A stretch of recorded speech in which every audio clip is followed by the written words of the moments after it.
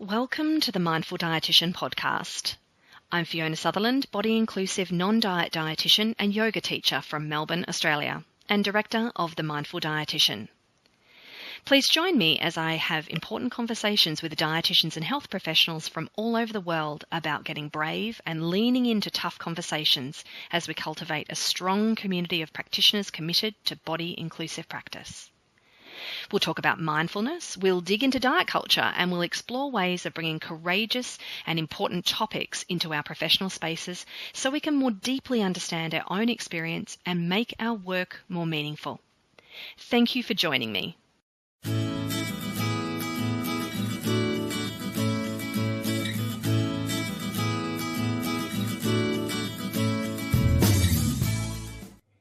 Hi everyone, and welcome back to this next episode of the Mindful Dietitian podcast. Today's guest is Alissa Rumsey, who has just written and released a wonderful new book called Unapologetic Eating, which I've had the great pleasure of reading already. It is really fantastic, and I highly recommend it to both professionals and also anybody in the community who is looking to step away from diet culture and eat and live unapologetically. So this is really the theme for today's episode with Alissa. But before we get into that conversation, I wanted to give you a little bit of an update about what's happening at the Mindful Dietitian. In other words, what am I doing this year? All right, so 2021, let's hope that we have turned a corner from 2020. So far, we're off to a little bit of a slow start when it comes to turning that corner, but fingers crossed, legs crossed, and everything else crossed that things are going to turn around sometime soon. I am thrilled to be collaborating with a couple of amazing people and organizations this year for some training for dietitians, specifically for dietitians, but, in general, anybody's welcome. We are not snooty.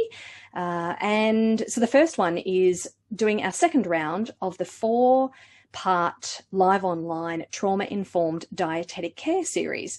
So this is all going to be online and recorded, and I'm co-facilitating that with the incredible Tracy Brown, who is a somatic experiencing specialist and registered dietitian, and she just brings everything with her heart and her soul, somebody who I've got so much respect for.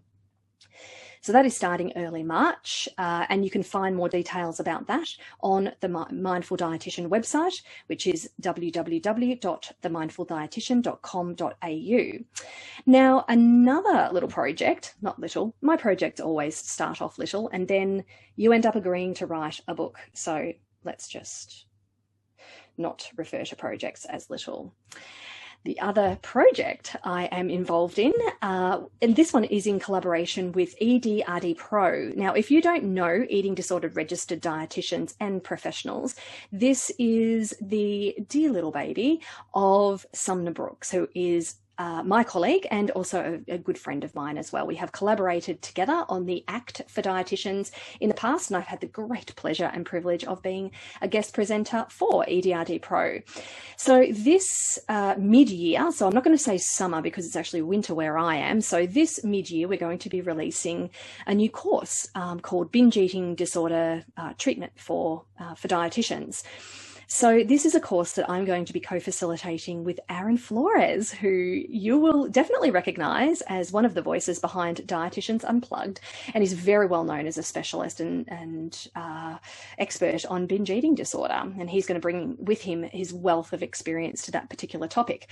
We have got also, we're bringing some amazing guest speakers with us who are specialists in areas that we feel like are really important to elevate.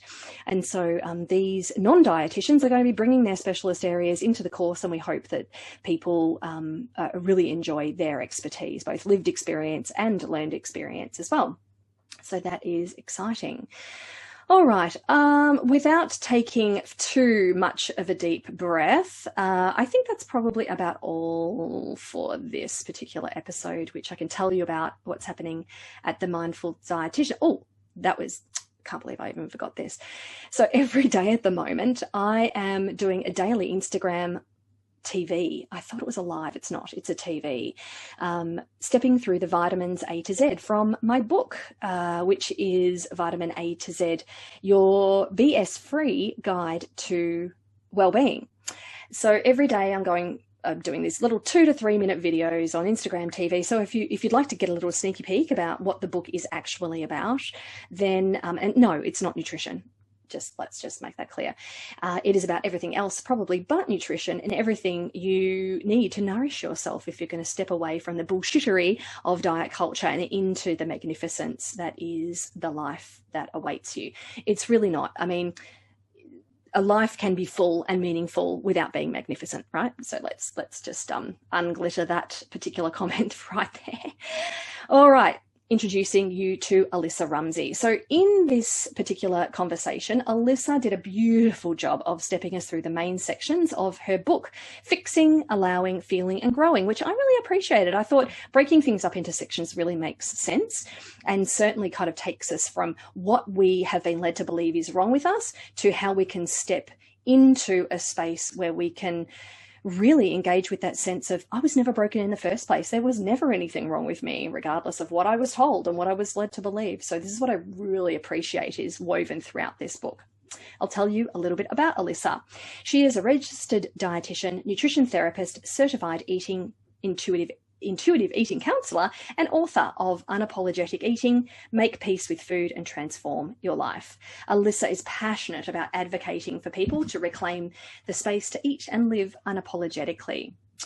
She has a weight-inclusive nutrition practice that offers virtual counselling and online programs to help people liberate themselves from dieting and cultivate a peaceful relationship to food and their bodies, live a more authentic, connected life. You can already see why Alissa and I get along so well.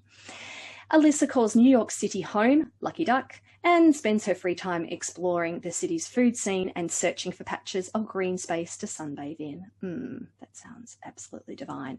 So thank you so much, Alissa, for joining me for this episode. It was just wonderful to speak with you. And to everybody listening, I hope you enjoy it and get a little bit of dose of unapologetic eating.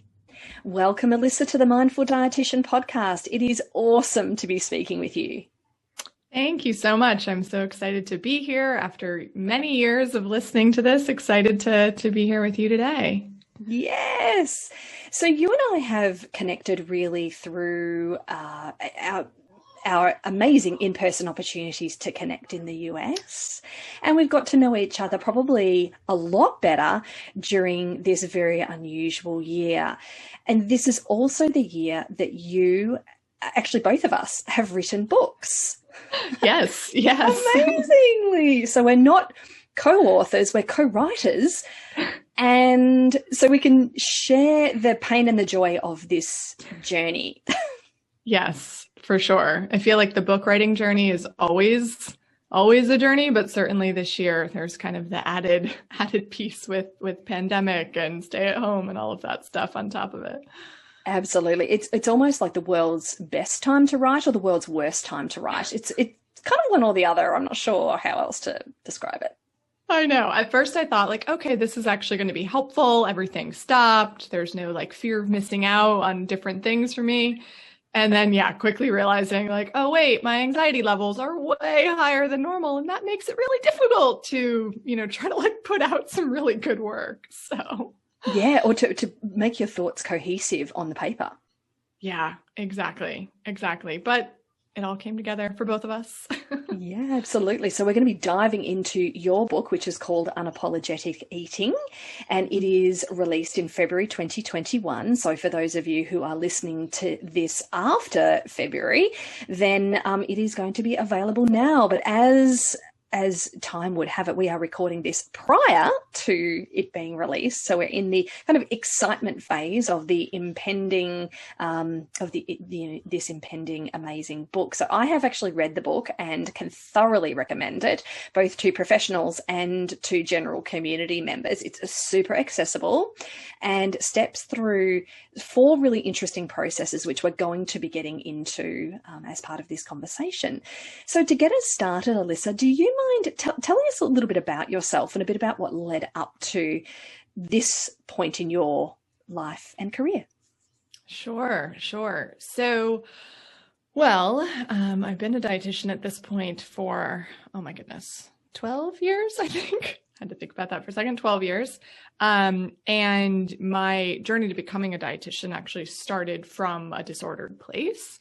I never had a diagnosable eating disorder or clinical eating disorder, but, after having a relatively easy relationship with food through most of childhood, in high school, in puberty, when it happens to a lot of women, changing body, even though it was totally normal, the changes I were experiencing, I didn't know that at the time, and really pushed me into the dieting cycle, and then turned into some disordered eating. And then I was like, oh, wait, dietitian, I can do this for a career.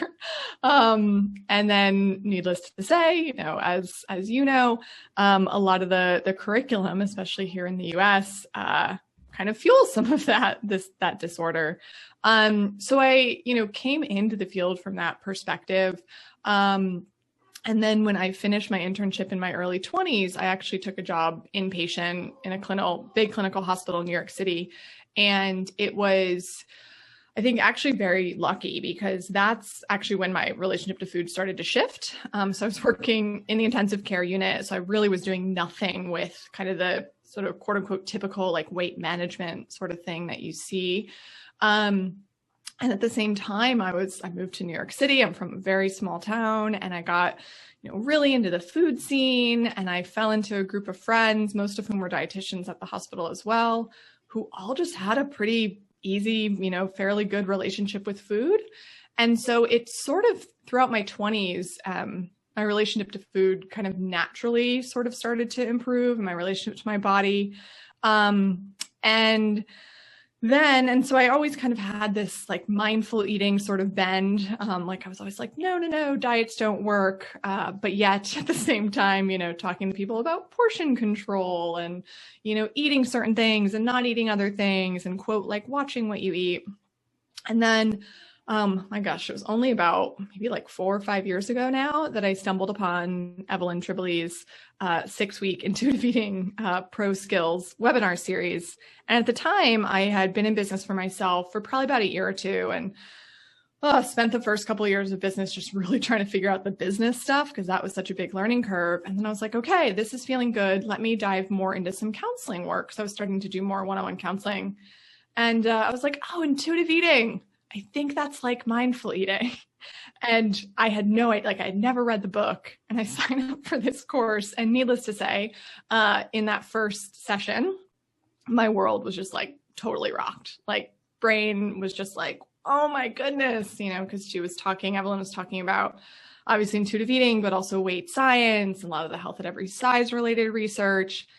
And while it was so opposite of, everything I'd been taught in school up until that point, it also made so much sense, because I started looking back at my own relationship to food, and I was like, oh yeah, this is really what this started healing.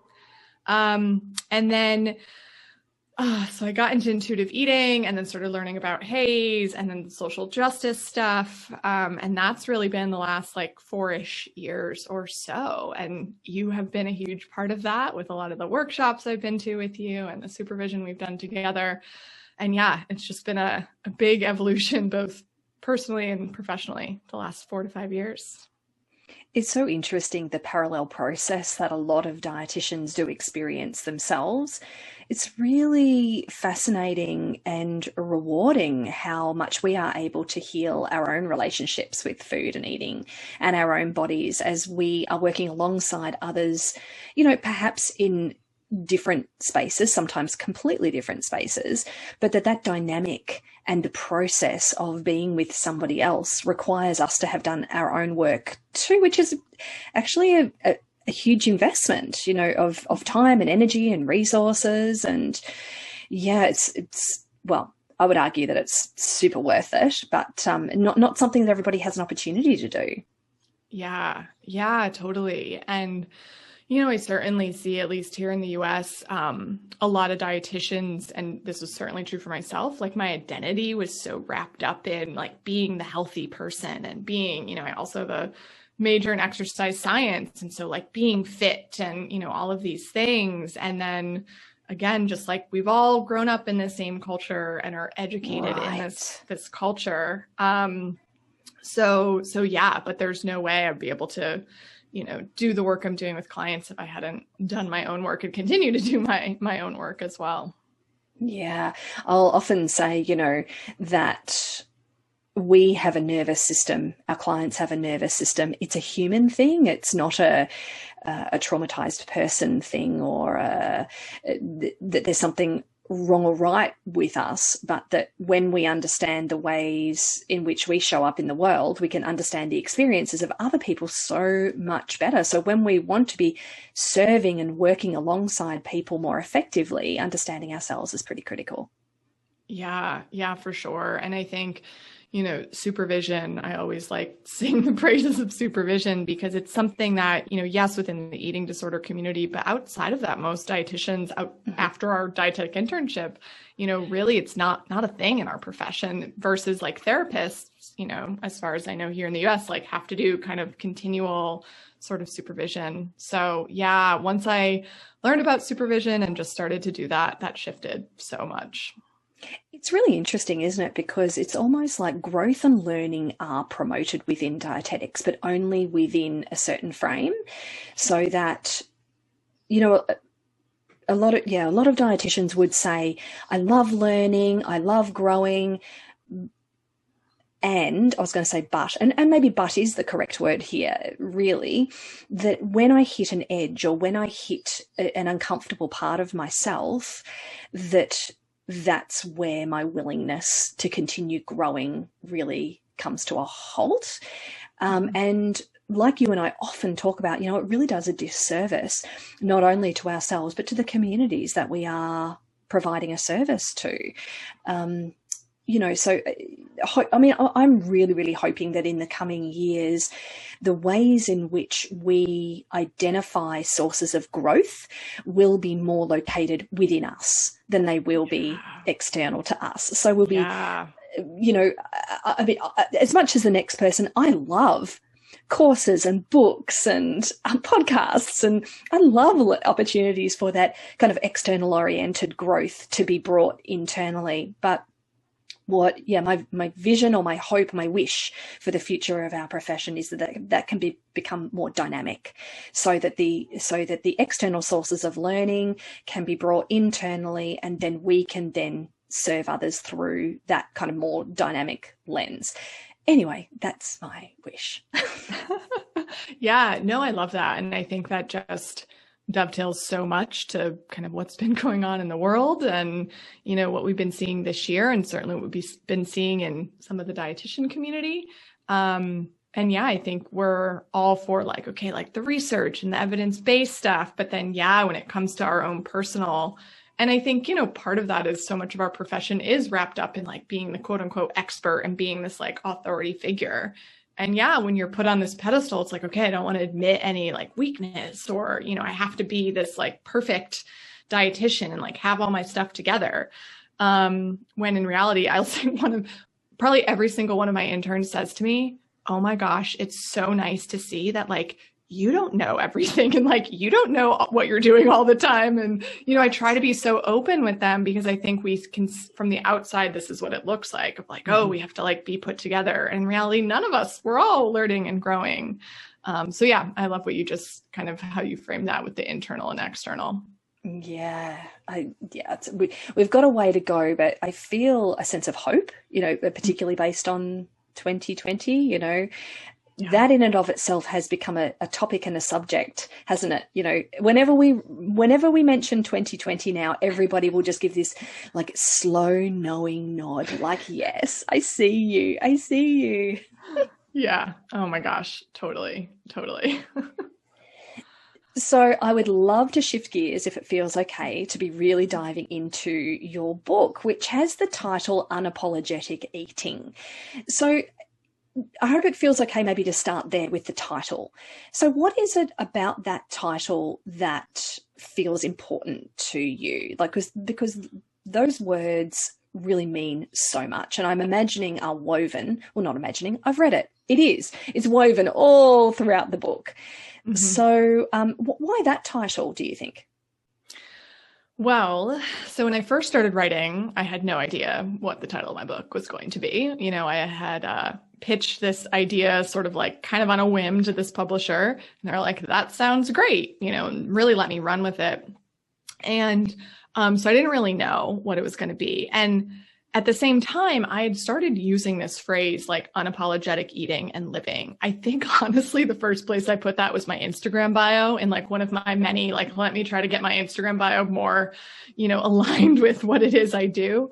So probably like sometime in 2019, but it never occurred to me of like using that for a title.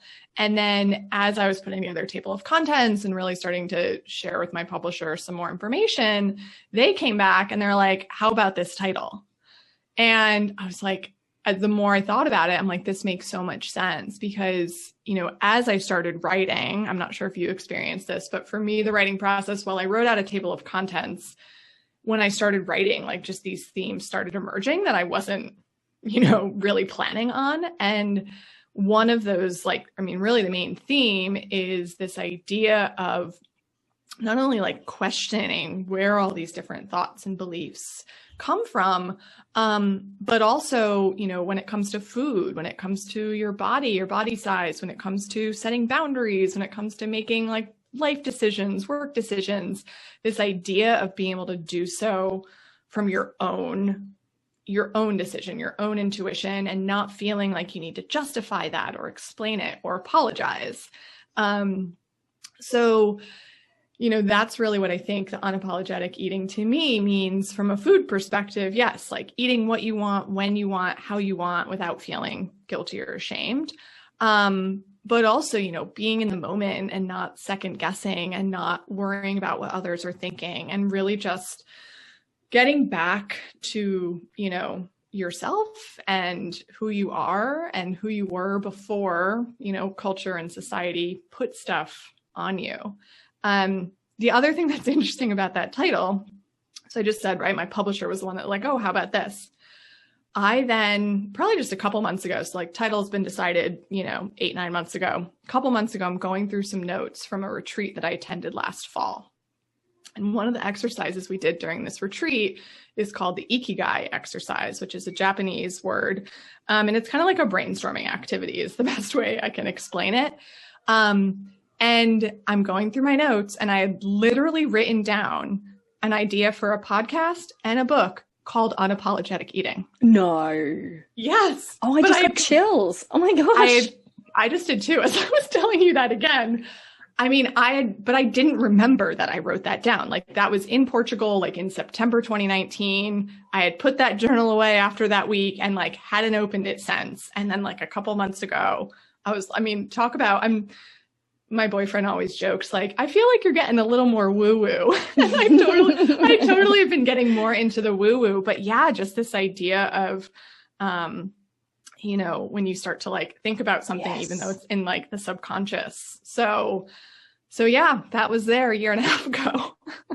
That is so interesting, isn't it? How that was there from, and probably even prior to that retreat, there was something bubbling away there that then had a couple of words attached to it, which, we know that book titles typically are very succinct, just a small handful of words. And that I think in the woo-woo world, they call it manifesting or something. Yes, that's the word I was looking for. Yes, that's it. So you manifested these words onto the cover of your book. Amazing. Yeah.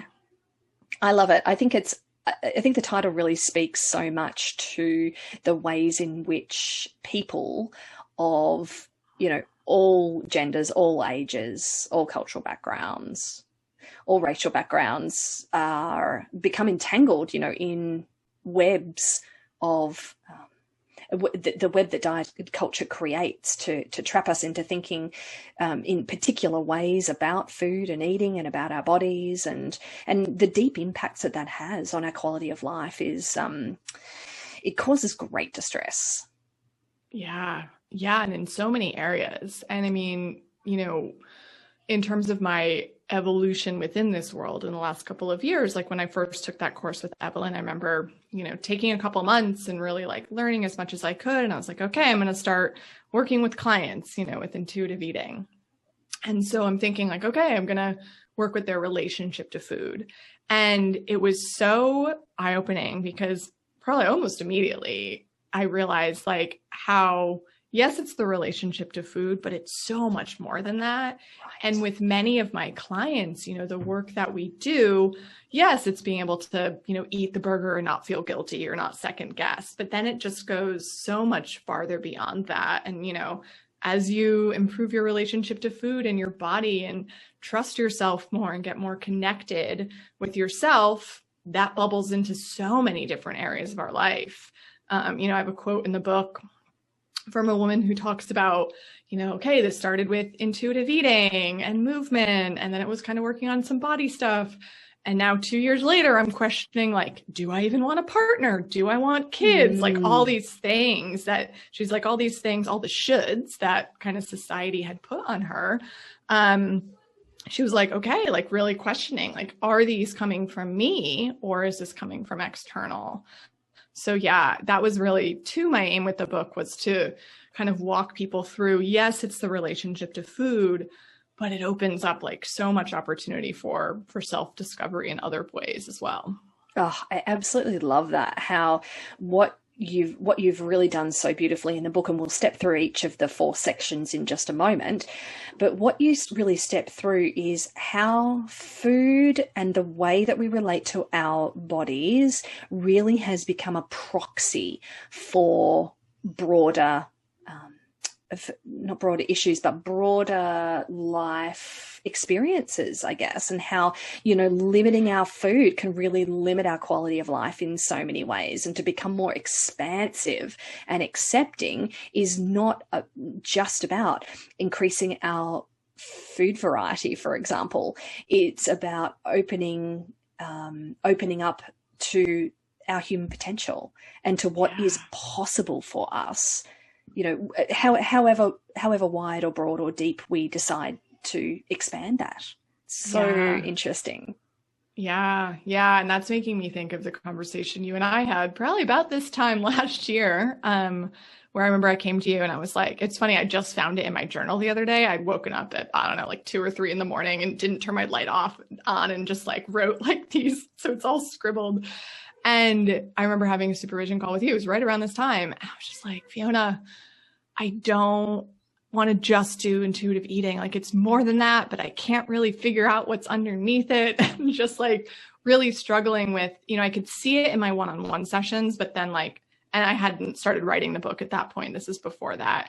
And yeah, I feel like that's been so much of this last year. And certainly writing the book has helped me explore that too. But yeah, it is intuitive eating, but it's also so much more than that. Yeah, and I love that. So for people that haven't read, for example, Antidiet, I think that is another book which takes, it really contextualizes the way in which food, eating, bodies, weight, culture, age, and everything has become part of this big melting pot that we name as who we are and how we identify ourselves and position ourselves in the world. So it's these are day-long conversations, which unfortunately we don't really have capacity for right now. But what I would really love to do is to introduce people to the 4 sections that you have broken up in the book, because I think they're absolutely brilliant. So the first section you have named as fixing. Second section is allowing. The third section is feeling. And the fourth section is growing. What I really love about the way that you step through this is that you set it up so beautifully, and then you step through each of the sections with some really practical reflections, some personal reflections from your work with clients and clients' words, which I think is really resonant. I think that will really resonate with people and offer them like an anchor point to come back to. Oh, I'm not alone. Other people have experienced this as well. So let's start with section 1, fixing. So can you give us a bit of a synopsis of fixing? Sure. So with fixing, that really is the section where we explore more in the book about really about, like the history of diet culture and why we diet. The first chapter of the book is called It's Not About the Food, and it's exploring exploring all the different reasons why people diet. There's also in this section is also more of the weight science and the research around kind of your brain on diets and what happens when we do restrict in the name of diets or quote lifestyle choices or just anything external, putting that on ourselves or having that put on us. And then, yes, going more into why weight and health are not as linked as we've been taught. And then really, you mentioned this, but really what I wanted to do with this book was have it be educational, but also really practical. And so woven throughout in every chapter are a lot of reflection prompts and just, okay, we talked about these things. Now reflect, like, how might this be showing up for you? And in this first section, fixing, there's actually an entire chapter around exploring your own history with food in your body. So going into just the myriad of factors that can impact our relationship with food and our relationship with our body, and a lot of kind of reflection prompts there. So yeah, really the aim with this first section is to get this kind of like foundation of how all of these different systems of oppression in our culture and society and media messages and all of these different things, family narratives, have affected, your relationship right now with food in your body. Yes, that is a wonderful way that you can then lead into, well, what's next? So you kind of set up the narrative of what has really been done to us or what we have been exposed to. So then we step into the second section, which is called allowing. So tell us a little bit about this section. Yeah. So with allowing, this is really where, okay, we're realizing what the, constant kind of attempts to fix ourselves, whether that's our food, our body, all the other sorts of things about ourselves, all these attempts to fix ourselves are not working, are maybe having harmful effects. And also this recognition, like you just said, of like, okay, this isn't something that's wrong with me. This is something that's wrong with our culture and our society. And so allowing is really allowing yourself to kind of like settle in and sit with this discomfort of not fixing anymore and starting to move away from dieting or from these external type restrictions, and really sit with the thoughts, the feelings that this can bring up. And so in this section, this is where I actually have an entire chapter, which I believe some of your quotes are in, around cultivating awareness and mindfulness, because, that's something when I start to work with clients. I just had a new client today and she's like, okay, like, what do I do next? Like, what do I do before our next appointment? And I was like, just be aware, be aware, notice, because if we aren't aware of what's going on and what the belief or what the thoughts are, the feelings, the beliefs behind those things are, then nothing can ever shift. And so there's an entire chapter on cultivating awareness and mindfulness and lots of different practices, and not mindful eating in particular.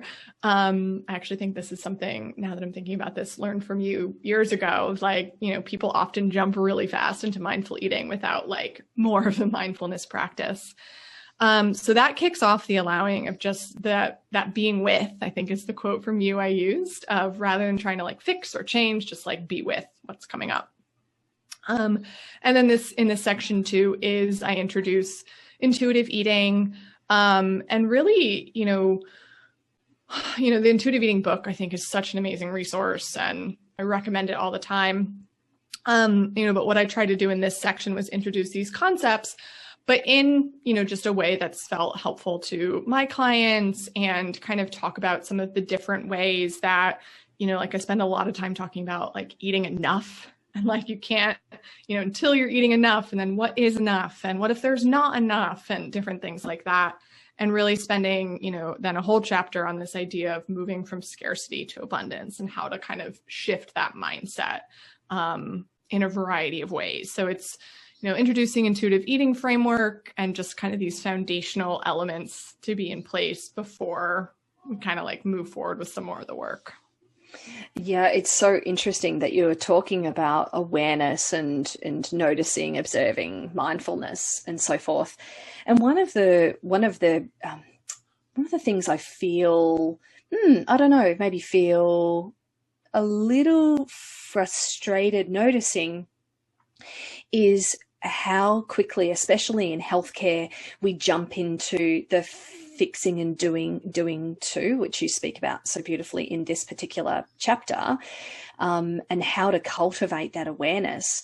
And I think where people get themselves a little bit mixed up is that it's like, oh, I'm aware if I'm meditating or doing some kind of a formal practice. And yeah, there is. Now we have a lot of evidence that formal meditation can actually change our neural pathways, which is some kind of magic. I mean, seriously, that is some kind of magic biology that we've got going on in our craniums. But more than that, cultivating an awareness of our experience allows us also to go back to the fixing chapter to notice when we're being drawn back into those patterns, so that the way you've set this up and then stepping into allowing really invites that beautiful building process where we can then be noticing the inevitability of being drawn back, because that happens to all of us. We are, we're not only creatures of habit, but we also have these very strong pathways which kind of demand us to do things in particular, more comfortable and familiar ways, which, we're aware they're not working for us, but those grooves are pretty well worn. Yeah. Oh yeah, totally. And that, when you were saying just that everything jumps to like the fixing, and I see this certainly with clients, but I also see this with dietitians. I mean, that's how I was trained, of like, okay, diagnose what's the problem, and then how are you going to fix it? And then how are you going to assess if that fixing is working? And in reality, when, I explain this to potential clients sometimes as like, okay, yes, like that feeling of wanting to fix is so normal. But that really usually ends us to kind of just putting this Band-Aid over top, and not, especially when it comes to food stuff, right? Because it's like, okay, just like make these diet changes or do this thing, but we never get further down and into like the root. And yeah, that's, I think, really what the allowing is like, okay, let's like try to start going deeper. And yeah, the book too, while certainly you can read it cover to cover, I think I say in the introduction of sit with this and like read the first section, do the different prompts, like practice it, come back to it. Because especially, depending on where you're starting, I think there's lots of resources, but yeah, if for someone, this is kind of their first really foray into it or their early days with it, this is it's not an easy process. Taking your time. Yeah, exactly. Yes. Which brings us to feeling, the third section. So, step us through this one. Yeah. So the concept with feeling is, okay, when you stop trying to kind of fix yourself and begin to allow yourself to just be and allow your body to just be. And when you start to feel more into the body for connecting with hunger signals or fullness signals, or what certain foods make you feel like, or what foods are satisfying. When you start to open up and allow yourself to feel that, lots of other thoughts and feelings can and probably will bubble to the surface. And for a lot of people, these are thoughts and feelings that they've spent years, if not decades, like trying to suppress and trying to cover up and numb. So this is why, this can be a really scary process for people, because it brings up so much stuff that they often don't realize is underneath. So the third section on feeling is really about going through the process of sitting with the feelings, sitting with the discomfort that inevitably arises during this process and during this journey. And, Also talking about self-care and coming up with, self-care plan and coping skills, different coping tools, support systems, because it does bring up a lot of stuff, and we need to have those systems in place in order to really work through it. This section, there's also a chapter on self-compassion, which, really that practice of just being kind to yourself, noticing I talk about how that inner critic voice develops and sort of noticing that and starting to respond with self-compassion. And this section also includes a chapter on honoring and respecting your body. So starting to, use that self-compassion in kind of connecting to your body, listening to it, being kind to it, expressing appreciation to it. And then I also I have a chapter on called Redefining a Relationship with Your Body. And so really walking, some of this is done in the first section, but really walking more through like the development of body image and all of the different factors that go into this. And, really talking more in this section about kind of the roots of the body positivity and fat liberation movement. And then introducing different terms that some resonate with some people, like this idea of body love or body appreciation or body acceptance or, body liberation. Certain ones can resonate more so than others. So kind of introducing these different things and having some prompts to allow people to really define for themselves, like, okay, what do I want my relationship with my body to look like, to feel like, to be like? And really that sets us up kind of for that last section on growing. So why don't we slide right on into that last one? Sure. So this growing chapter, so this is funny. So when I was writing my table of contents out, this was the one that had, okay, no, I want to do this section. I know a couple of things I want in here. All the other sections were like super fleshed out with ideas. And I was like, I'm going to have to come, like, this is going to take me some more time because I wasn't entirely sure. And honestly, like this was the section that was most fun for me to write. And I think while I do get to parts of this with a lot of my clients, this is more like the longer term game. And, so there is more of my story in here because I feel like this growing and self-discovery piece has been this journey that I've been on the last handful of years. So, at this point, we've explored kind of the roots of our beliefs, starting to unlearn these different things and like redefine things in terms of food in our body. And so then this last section is really, I'm sure you hear this too, but clients will say like, okay, I have so much more brain space now and so much more time now that I'm not thinking about food so much. What do I do? Like I have to find new hobbies. I have to do these different things. So when you've spent like so much time thinking about this or so much time, thinking about what others are thinking. And, for myself, I had this like light bulb moment a couple of years ago where I realized that, and it was all subconscious, I didn't realize this, that everything I said or did was like put through this filter of what is this other person going to think, or these groups of people, and I didn't even know I was doing it. And so this is the time of kind of like, okay, if we get rid of that filter or get rid of, what other people are thinking, really allowing for some more self-exploration and self-discovery. So there's section in here on values. One of my friends that retreat I mentioned last September, my friend Hannah, I have some, things these tools she created, these self-discovery kind of questions.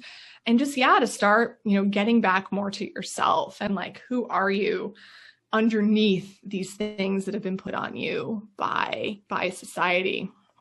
And then there's also a chapter on becoming embodied.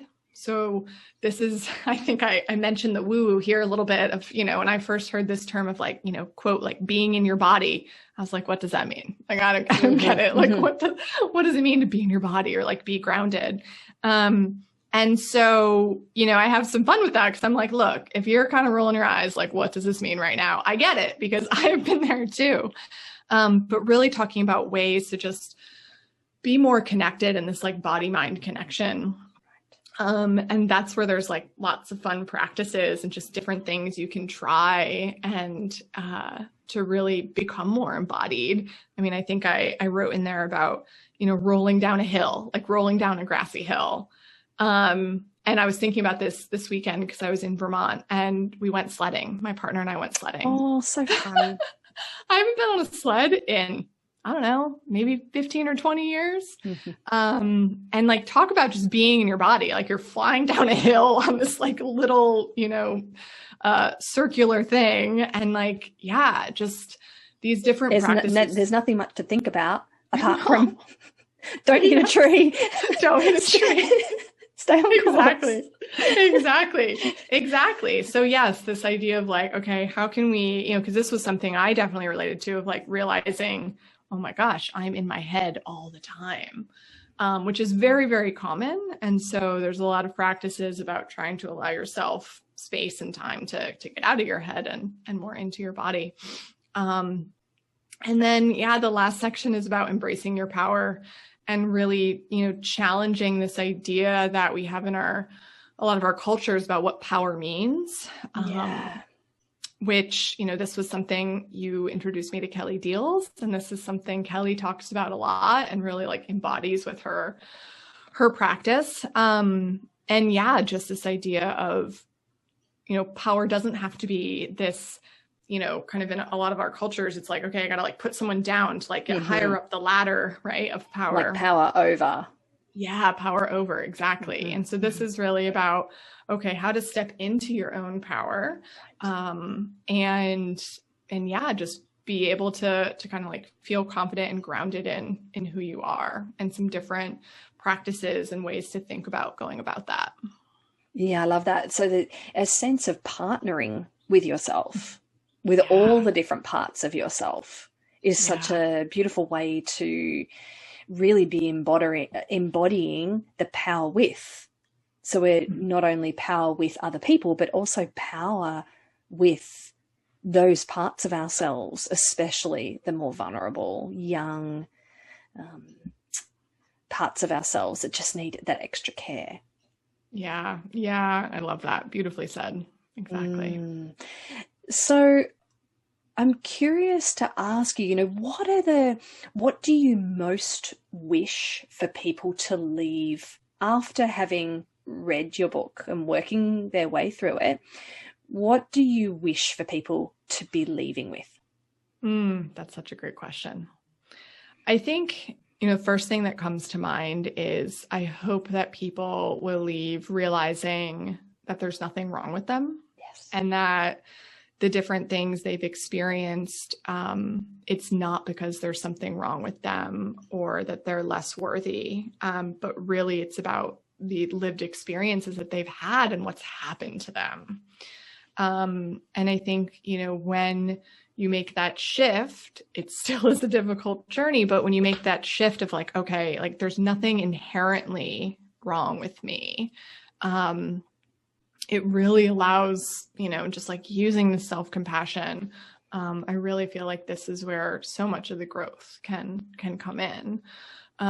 So that's number one. And then the second thing, which was also a theme that I realized after I finished writing, is just this idea of just questioning and just, I really throughout tried to kind of turn it back to the reader, giving examples and things like that of clients and of different people, but really turning it back to the reader to just question like, okay, what are these things that I've been taught? Where did I learn these ideas? Because so much of our beliefs, we take them as fact, as like, okay, this is me, or like, this is a fact. And in reality, everything we know when it comes to food and body size and all these other social constructs are something that we were taught at some point. And, most of which are social constructs and aren't actually truth or reality. So I think just this idea of kind of questioning everything and then allowing that to sort of lead you into, really feeling grounded in who you are.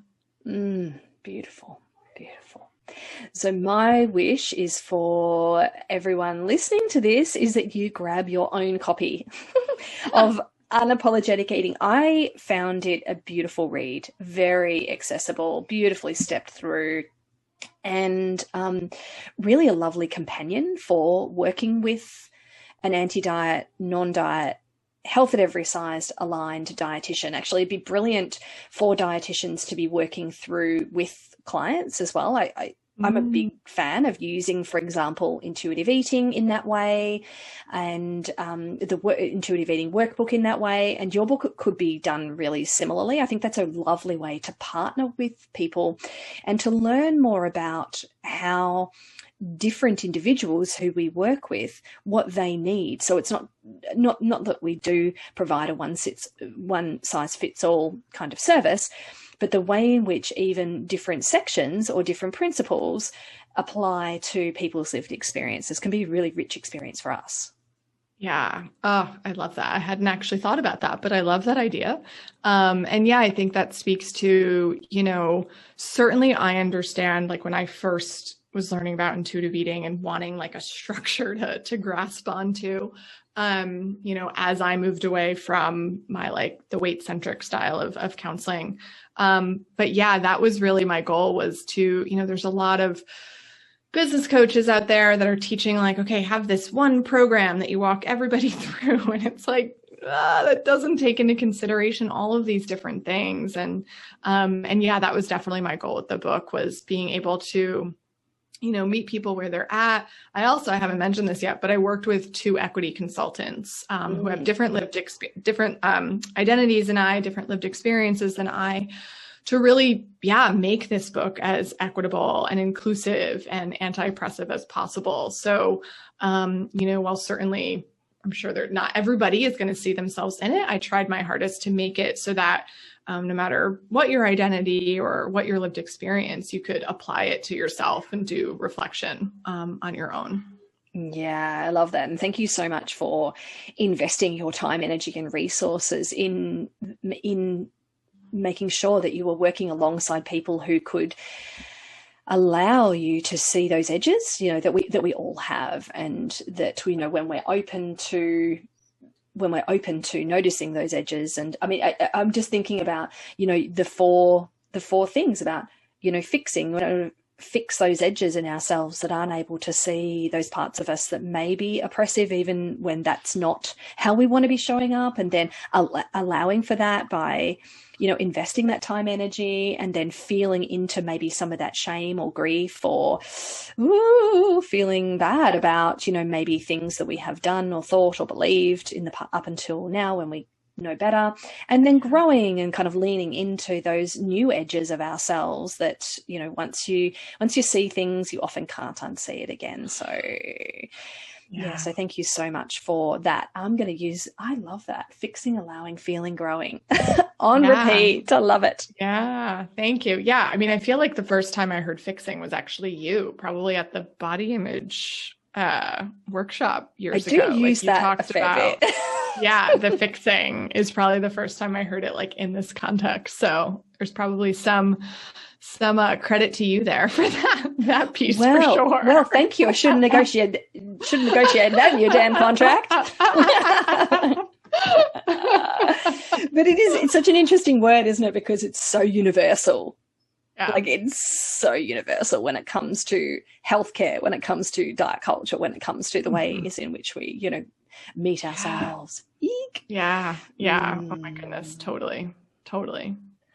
All right. So, oh my goodness, we could just talk for hours, Alissa. And hopefully someday in the future we will have a chance to do that. Yes, and in person, hopefully. Yes, absolutely. And in the meantime, can you please let people know where to find you? And not most importantly, because you're the most important thing, but your book, please. Sure. So my website is alissarumsey.com, and then my Instagram is outside of my blog where I'm most active. So that is Alissa Rumsey RD. And then the book Unapologetic Eating is available pretty much wherever books are sold. You can also go to alissarumsey.com/book for some more specifics on that too. Excellent. So delivery worldwide? Yes, delivery worldwide. It will be an ebook version, should be out also in February 2021. An audiobook will be coming hopefully later in 2021. Are you going to record it yourself? I am not sure yet. I was telling friends this the other night, and two friends, a married couple, were both individually like, wait, I'll do it. Like, I've always wanted to record an audiobook. So I'm not sure yet. I honestly don't feel tied one way or another to my voice or not, but I'm sure it'll be something I don't know what my publisher's process is with that. So TBD, but an audiobook will be coming because I have been getting that question. I love audiobooks it increases again the accessibility for people, doesn't it? Yes, exactly. Which is important. Exactly. Yeah. Alissa, thank you so much for joining me. This has been such a fantastic conversation. I always so enjoy speaking with you, however that is, online, in person, and I really, really wish you all the best with your book sales and all kinds of future directions, which I'm super, super excited for. So thank you so much. Oh, thank you. Thank you. It was so nice to come on and chat in this kind of different capacity. So I really appreciate you having me on. You're welcome. All right. I'll talk to you soon. Okay. Well, that's our episode of the Mindful Dietitian interview series for today. Thank you so much to our wonderful guest and to you for listening. I really hope you enjoyed it.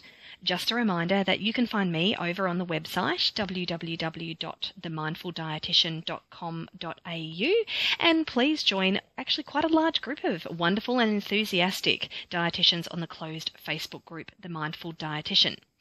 The music you hear is called Happiness from Ben Sound, used under the Creative Commons license. Have a great day, everyone.